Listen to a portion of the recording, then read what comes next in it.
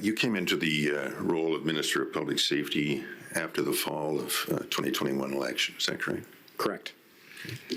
And did that time frame mark a return to basically being in the office for MPs and parliamentarians? It was the beginning of let's get back to business as usual prior to COVID, yes. Okay. And in your experience, with respect to warrants, do they generally need to be reviewed in paper form in a secure environment? Yes. Thank you.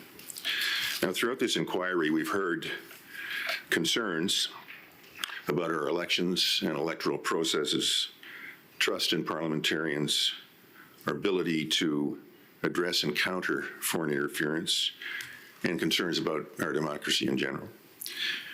You spoke of a number of measures that were in place when you assumed the chair as Minister of Public Safety, some that were developed while you were in the chair and some that came after.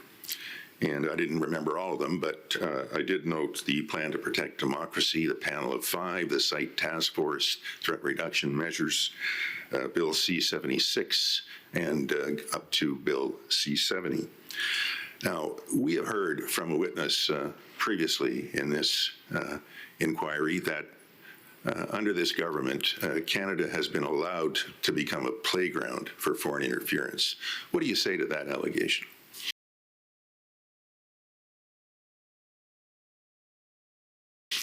I fundamentally disagree with that characterization. And if anything, the examples of the initiatives that were in place prior to my tenure as public safety, in addition to the ones that I pushed forward with all of my energy to see Bill C-70 come to fruition, and I do want to give credit where credit is due. I think my successor has done an exceptional job in that, in Minister LeBlanc, has made Canada an obstacle course for foreign interference, as it should be. It should be tough to undermine our democracy. And that doesn't mean that we don't have to keep adding those obstacles. And we've talked about some of the areas where through better information flow, more transparency, more accountability, more enforcement tools, navigating the complexities of intelligence to evidence so that people can be brought to justice who are trying to undermine our democracy through foreign interference. But make no mistake about it, in my opinion, Canada is an obstacle for foreign interference, and we've got to make sure that we make it even harder going forward. And we've heard from you and from others that foreign interference is not specific to Canada, it's a global problem. You've engaged in your capacity as Minister of Public Safety and in other aspects of your parliamentary life with partner democracies and have exchanged ideas and information as to foreign interference in our space and in their space. Where do, in your view, given that background, where does Canada stand in respect of other comparable democracies in its ability to detect, counter, and deter foreign interference?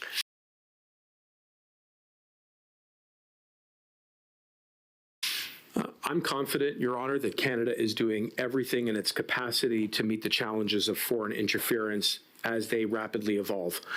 And having chaired the Five Eyes when I was Minister of Public Safety, I can tell you that our allies are very much benefiting from our practices and the mechanisms that we are putting in place as much as we are benefiting from those experiences. I do think that deploying more digital diplomacy when it comes to working outside of government with online platforms is essential. I would suggest that artificial intelligence and the deployment of deepfakes is extremely concerning to me, and I believe that there is policy and legislative work to be done there to ensure that both sitting governments as well as political parties are required to disclose when they use artificial intelligence as part of their products of communications or engaging with the public as a means to ward against that.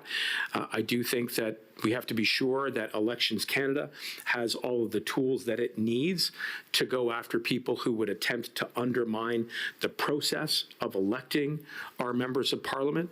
I believe there's work to be done in the cooperation between the federal government and subnational governments, including provinces and territories and municipalities, which are sometimes an afterthought because we spend so much of our time focusing on the federal level of government. But rest assured that all of the mechanisms that we have put into place situate us very strongly among our allies, and we all recognize that there is still more work to be done. Thank you. Those are my questions. Thank you.